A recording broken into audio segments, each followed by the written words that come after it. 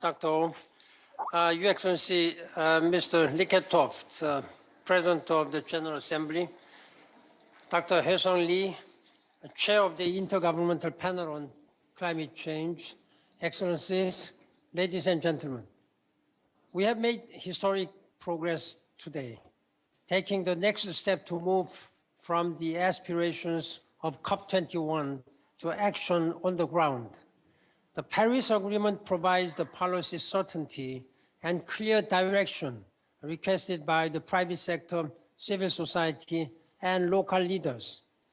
Now we must take climate action to the next level. By acting on climate, we advance the Sustainable Development Goals and the 2030 Agenda. National, state, and provincial governments, cities, the private sector, investors, and the public at large, all are crucial to tackling the serious dangers posed by climate change. Mayors from thousands of cities are reducing emissions and bolstering their efforts for disaster risk reduction. Civil society is mobilizing as never before. Companies are inventing green technologies and scaling up use of renewable energy. Investors are starting to shift the capital away from fossil fuel investment. We need their support. Far more than $100 billion, indeed trillions of dollars, is needed to realize a global clean energy economy. Sustainable energy sources must be rapidly scaled up to meet the pent-up demand for modern energy in the developing world. My Sustainable Energy for All initiative is working with many of you to do just this. Delivering on the Paris Agreement requires countries to implement their national climate plans and to increase their ambitions over time. I assure you, the United Nations will do its utmost to support member states to meet these goals. In Lima and Paris, the action agenda highlighted the role of climate partnerships in accelerating actions. This afternoon, we'll focus on accelerating action and partnership in 3 action areas to stay well below a temperature of 2 degrees, to energize implementation, and to pursue climate-proof development. South-South cooperation is crucial across the board. Last night, my office, together with the UN Office for South-South Cooperation, launched the Southern Climate Partnership Incubator. It will accelerate efforts to create and finance a climate partnership among developing countries in support of Sustainable Development Goals. This incubator will focus on renewable energy, smart cities, big data, and climate resilience. I encourage you to learn more and participate. Today is about learning from each other so we can be more effective, avoid duplication, and quickly increase the speed, scale, and scope of climate partnerships. I encourage each of you to be frank and constructive. We have no time to waste and so much to gain in furthering action on climate change. Thank you for your commitment. Thank you.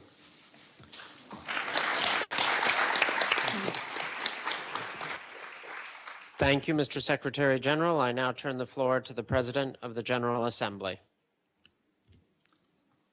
Thank you, Mr. Secretary General. Ladies and gentlemen, so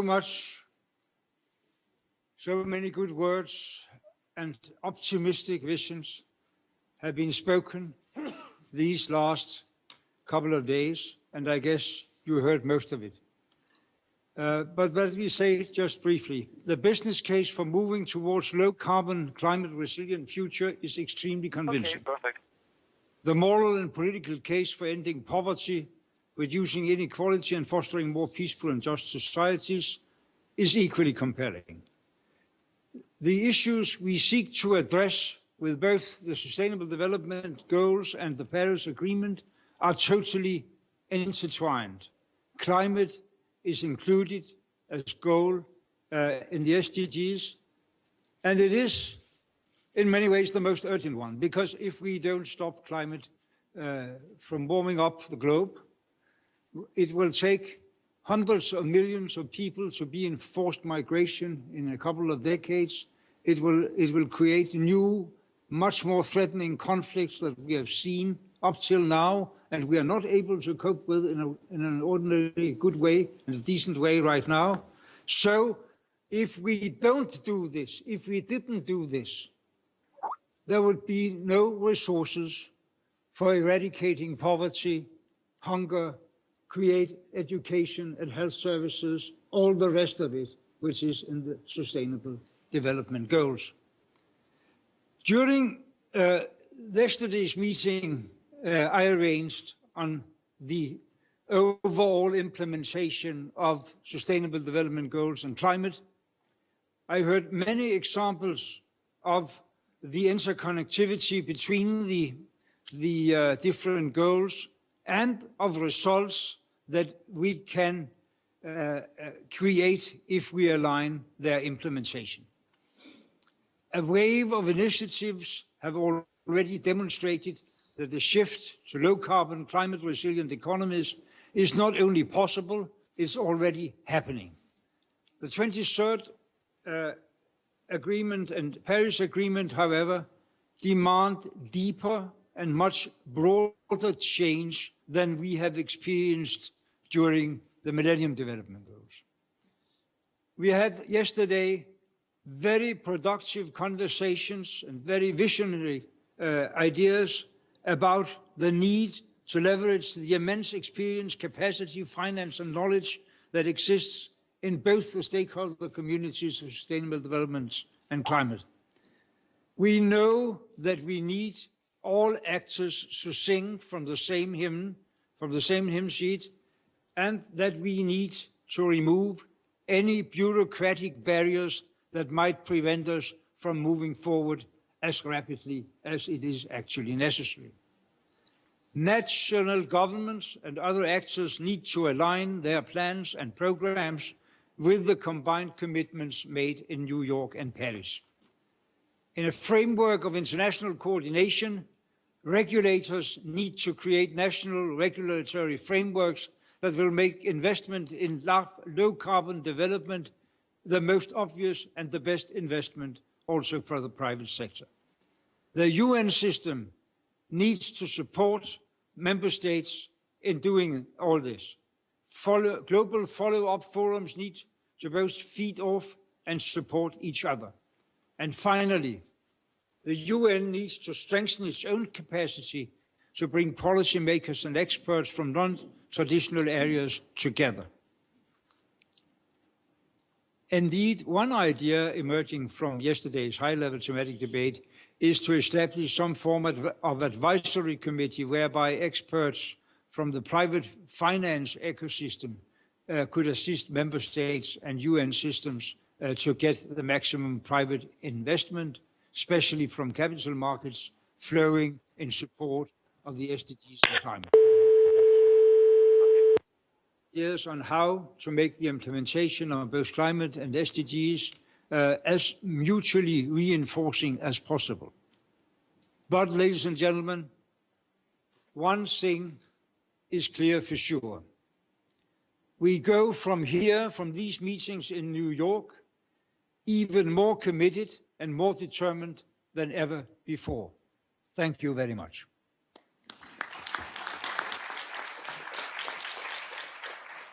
Thank you very much, President Niketoft, and for your leadership in bringing the implementation of SDGs to the forefront and showing that climate action and the implementation of the SDGs are one and the same. Thank you. We will now turn to Dr. Ho-Sung Lee, the chair of the Intergovernmental Panel on Climate Change. Dr. Lee, the floor is yours. Thank you, Dr. Orr. Your Excellency, Mr. Ban Ki-moon, UN Secretary General, Your Excellency, Mr. Morgan Lekatov, President of the UN General Assembly, Excellencies, ladies and gentlemen, thank you for the invitation. I would like to tell you what the IPCC is doing to support the Paris Agreement and review with you the underlying science. The Paris Agreement, as you know very well, aims to reduce greenhouse gas emissions to limit global warming to well below 2 degrees Celsius, with the effort to limit it to 1.5 degrees. I'm very pleased to inform you that last week, the IPCC accepted the invitation of COP21 to produce a special report on the impacts of global warming 1.5 degrees and related emissions pathways. This report will be delivered in 2 years, time for first UN FCCC dialogue on progress limiting emissions. We have already started work on this report. Also last week, the IPCC mapped out a work plan to deliver its next comprehensive assessment that will be completed in good time for the first global stocktake in 2023. We will produce 2 additional special reports, first on climate change and various land use. I don't hear you very well because the voice of the speaker is very loud in my earphone. The methodologies that countries will use to report their emissions and removals. There is always more to learn about our changing climate. Areas of uncertainty remain. For instance, the role of clouds and the magnitude of the expected rise in sea level. There are many gaps in our knowledge of climate change at the regional and also local levels. In our next assessment report, the IPCC will need to focus attention on the solutions to climate change as the world starts to implement the Paris Agreement. This slide from the IPCC's last report shows that. No slide? Right. This slide. Different categories of risk increase with temperature, with some risks emerging at moderate to high level at 1.5 to 2 degrees. And it shows the almost linear relationship between cumulative emissions and the rise in temperatures, effectively imposing a carbon budget on us. Whether the target is 1.5 or 2 degrees, net emissions will eventually need to fall to 0, and emissions will have to fall sharply as soon as possible. It is hard to overstate how quickly this peaking of emissions must take place. To keep the rise to 1.5 degrees, the world may need to rely on negative emission technologies, and we must assess the implications of that too. Most scenarios consistent with the rise in temperature of 2 degrees by the end of this century assume emissions will peak in the 2020s. We are, so to speak, burning through our reserves of time.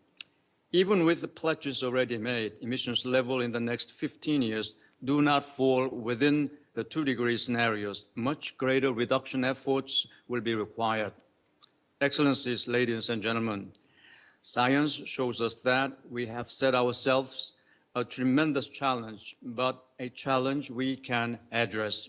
The IPCC is working to provide policymakers with the information they need on the emissions pathways, impacts, and policy options so that you can take the decisions you need to build a resilient, sustainable, and prosperous world. Thank you very much.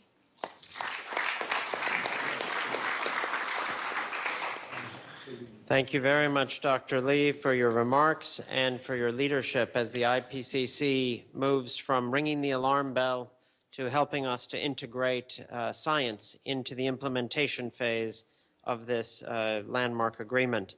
Now we move from science to technology. And we're going to see, if I could ask you to look to the screen, we are going to try to establish a live video link to the Solar Impulse plane and the pilot, Bernard Picard, who will have a discussion with the Secretary General. Could we establish the link, please? Yep. We are going to see if our technology can, in fact, establish the link to the Solar Impulse while it is mid-flight.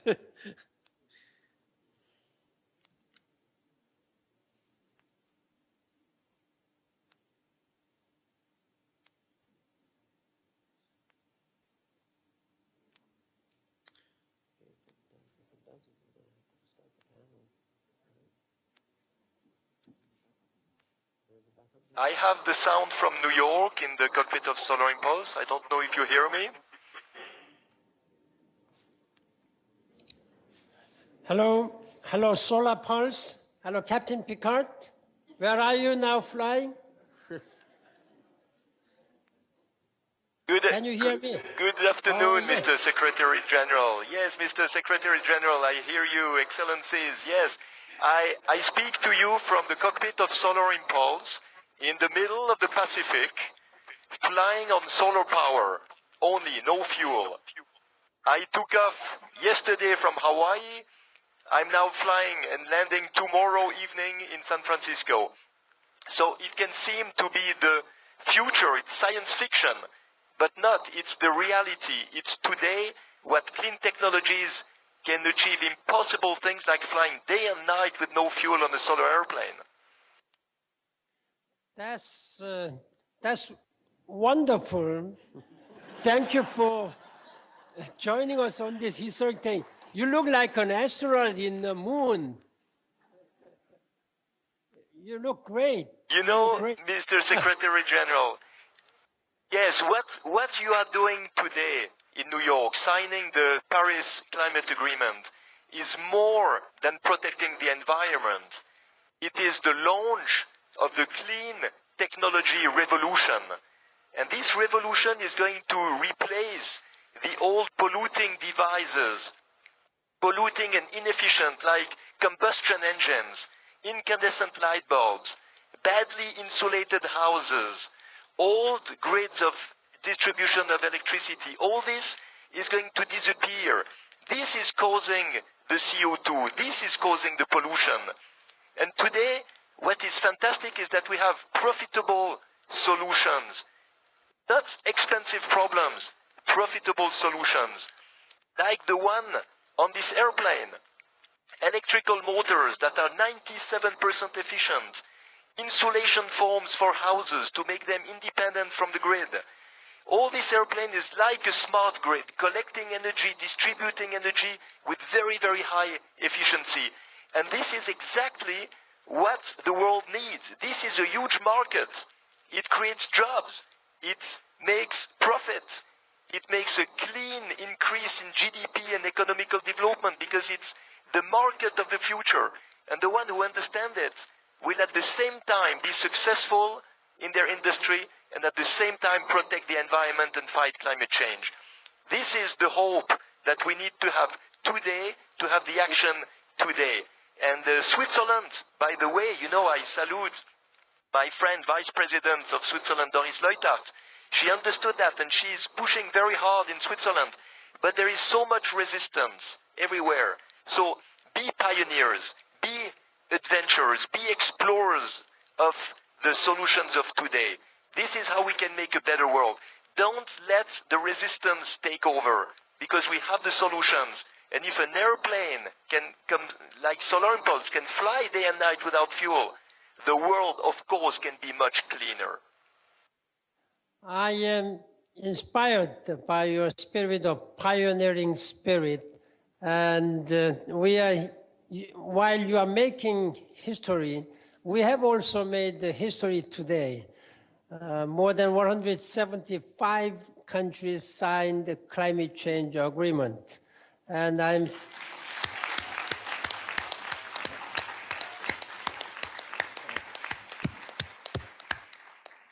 thank you for your leadership and inspiration. We wish you a smooth flight, and you are leading us all to an exciting new era.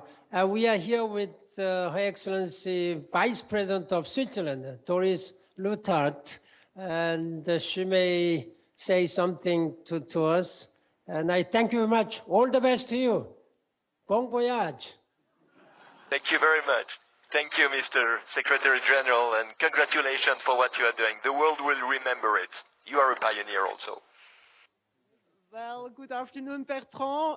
It is an honor for Switzerland that we have you as a pioneer, and the entire world is looking at you and your fantastic project. And it gives us a lot of hope that something is possible. Clean technologies are the future. And I think it's the most inspiring project since the flight to the moon, but with solar energy, renewable energy, with a lot of efficiency. That's what we need to prove.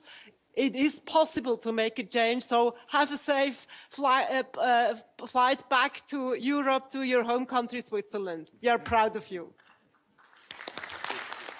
Thank you, Doris. Thank you. And you know, they were astronauts going to the moon, and today they are heads of states making a better world. This is the message. Better quality of life. This is the new adventure of the 21st century. And we need heads of states who make the legal framework to reach the goal. Congratulations for what you're doing, and good luck. Thank you. Thank you.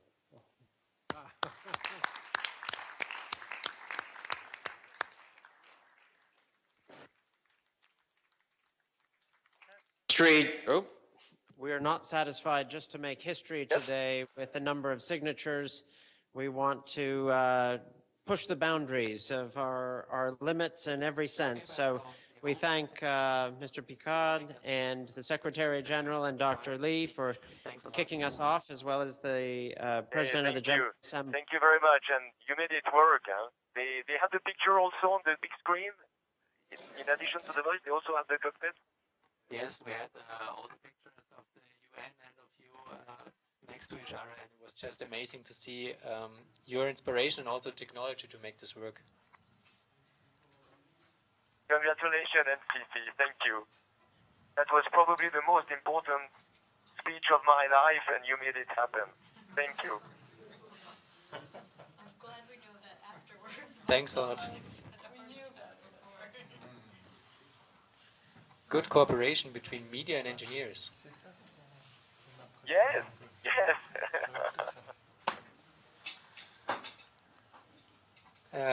Okay, I don't want to make a too harsh break, but the next interview is scheduled for 20 Solo, and as far as I know, it's still valid.